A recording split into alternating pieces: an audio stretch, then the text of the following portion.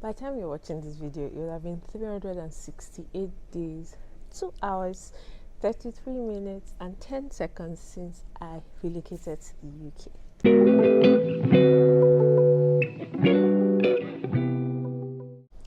Sometimes it feels like just yesterday, other times it doesn't feel that way. Like it feels like every minute, I can remember every minute or every second that passed by. My name is Nora. Welcome back to my channel.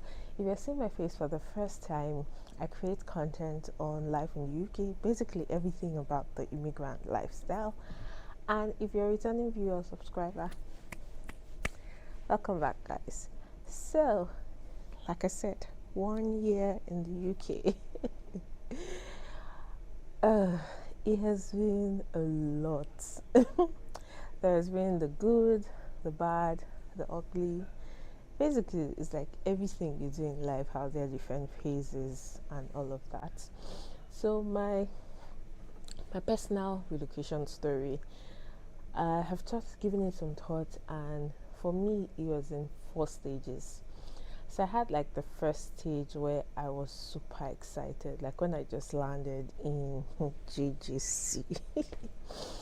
I was so excited, like a place where systems were working. Like if you need to cross the traffic lights, you just need to get there. There's a button you would press, then it turns from red to green. It will stop all the cars, then you can cross. To create my bank account, I didn't need to go anywhere. Like I just downloaded the app, did everything, and my bank account was created.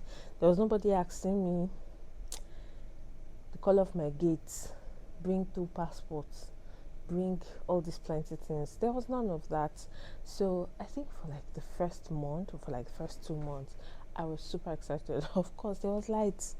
Water did not stop running at any point.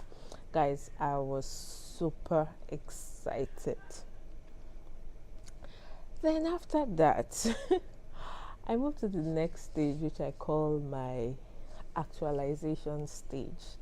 That's the stage where I had moved past being excited of everything here in the UK or every new thing that I was witnessing, and I now began to think of the fact that all my friends, most of my family, everybody's in Nigeria, and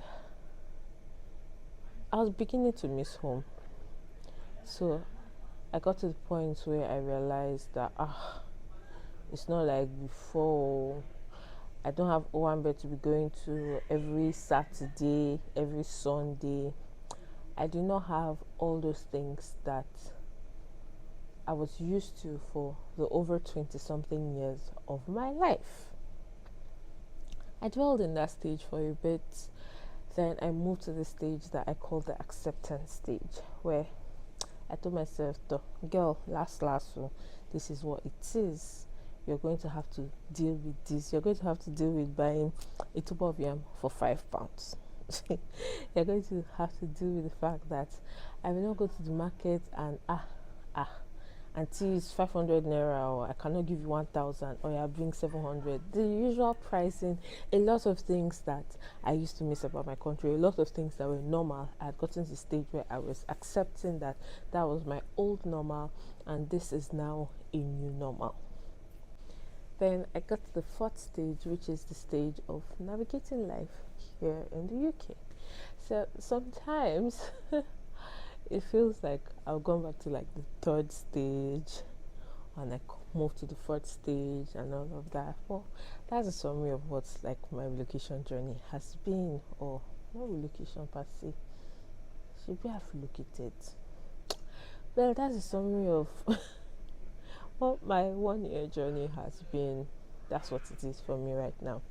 So let me know in the comment section, for those that are just newly relocated, those that have spent like 1 year, or those that have spent under 1 year, how has it been like? Did you go through the 4 stages? Which stage are you in based on the explanation I gave? And how has it been for you, and how have you been dealing with it? For those who do not know, I came to the UK with the student visa route, and like I said, I've spent 1 year, so it's just few months before my student visa expires. So when I talk to people, when I call friends, call family, everybody's like, what's next, what's next, what's next? Are you coming back to Nigeria? Are you staying there? Are you moving to another country? What are you going to do? So definitely, I'm not going to remain here forever. The point I'm trying to make is my home is Nigeria. Family, I still have family, parents, grandparents, cousins, friends. So obviously I will visit from time to time and spend time in Nigeria.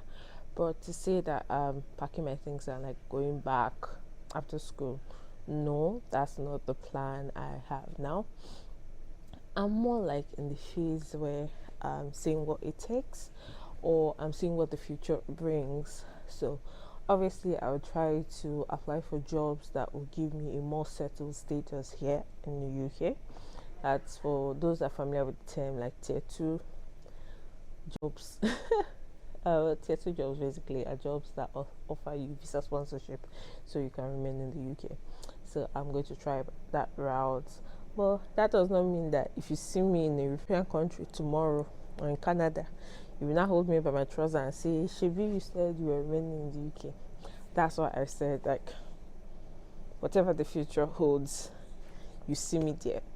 So for some months, I was in a phase where I was dealing with some form of identity crisis.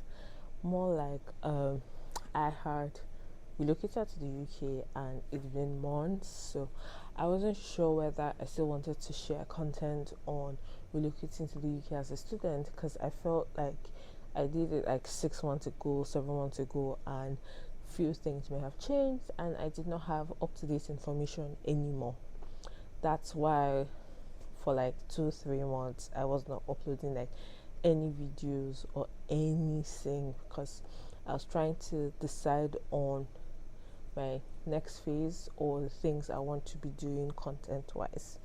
So that's what led to the name change. For those who knew me before, my name was Nigeria Navadine. Currently I'm now Shades of Nora, Nora being my first name. I'm still going to be sharing UK content, but now it's more of content generally as an immigrant. So I have left my country.